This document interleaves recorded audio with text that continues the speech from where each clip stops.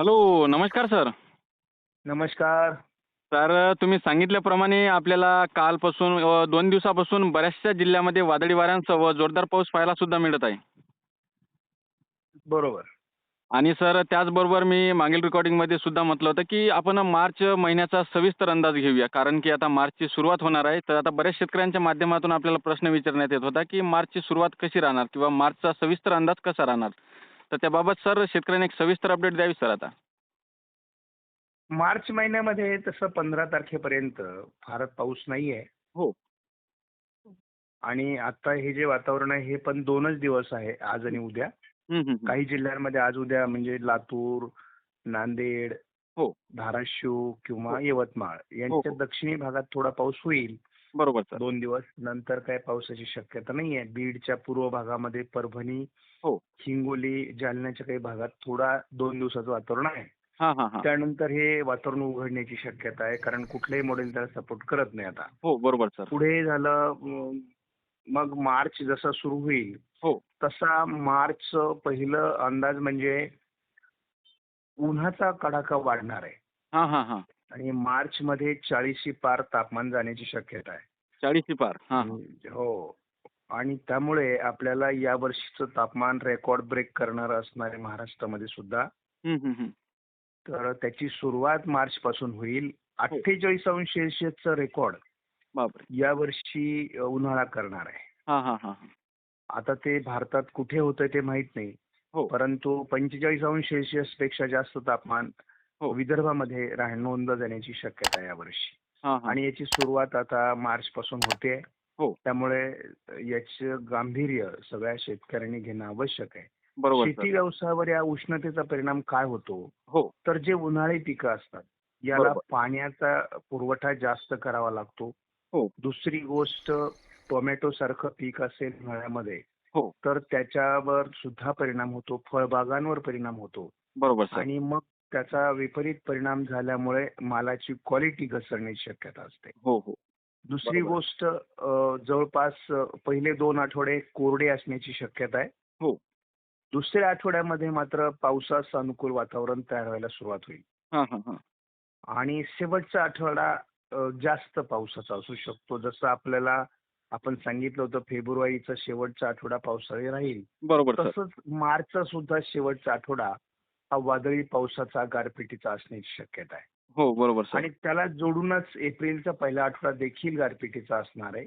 हो. त्यामुळं ज्या शेतकऱ्यांकडे रब्बीची पिकं काढणीसाठी आहेत, त्यांनी आता ही पिकं साधारणपणे 24 म्हणजे 15 ते 24चा जो आठवडा आहे, हं, हं, हं. त्याच्या दरम्यान काढून घेणं आवश्यक आहे. हो.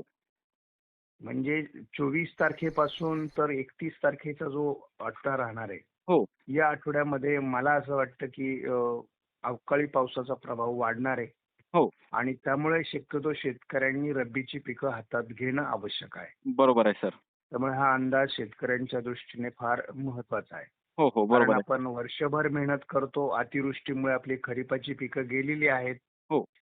आणि आता आपल्याला रब्बीची पिकं देखील अवकाळी पावसामुळे जाण्याची शक्यता आहे.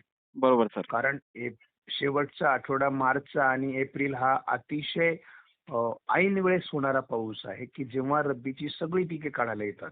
हो, हो. बरोबर. तर अशा वेळेस शेतकऱ्यांनी रब्बीची पिकं वाचवली पाहिजेत आणि थोडं म्हणजे सतर्क राहणं आवश्यक आहे. या काळामध्ये विजा पडण्याची शक्यता अधिक आहे. हां, हां, हां. कारण महाराष्ट्र हा वीज प्रवण भाग झालेला आहे. हो. धाराशिव, बरोबर. नांदेड आणि पूर्व विदर्भ या ठिकाणी किंवा मराठवाड्यात देखील विजांचं प्रमाण अधिक राहतं.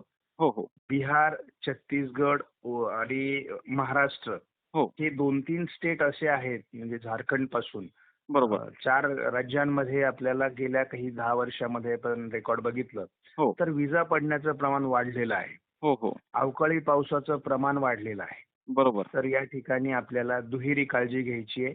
हो.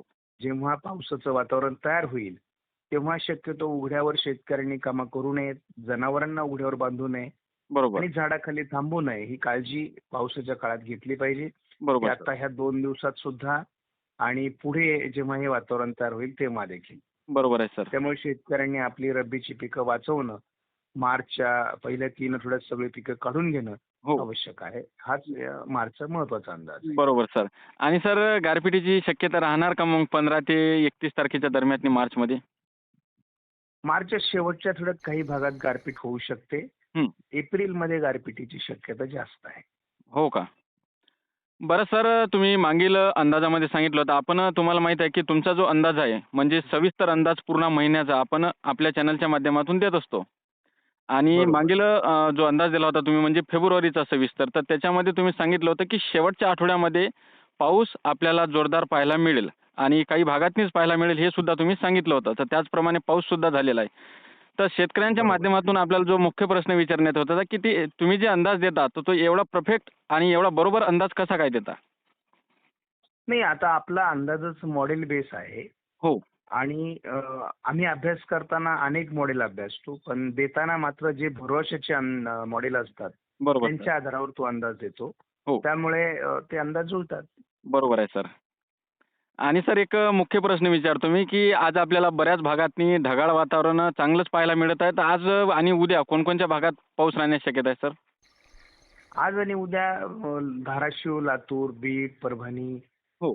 थोडा जालन्याचा पूर्व भाग, हो. अ, वाशिम, हिंगोली, यवतमाळ, बरोबर.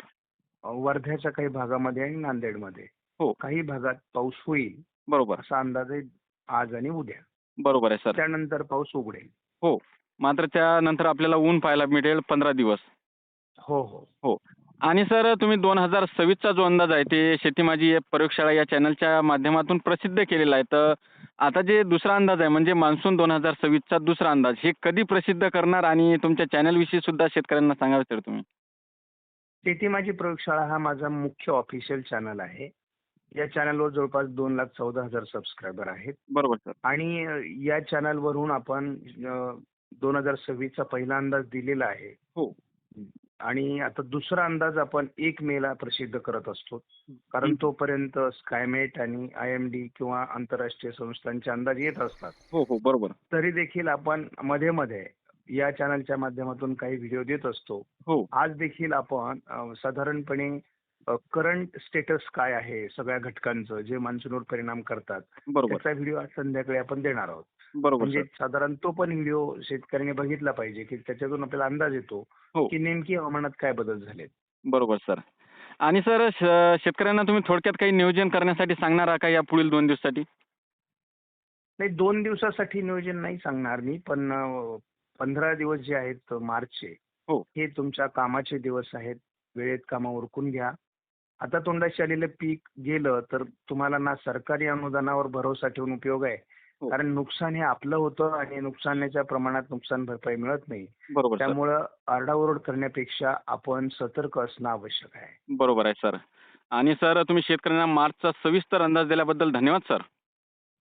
ओके, धन्यवाद.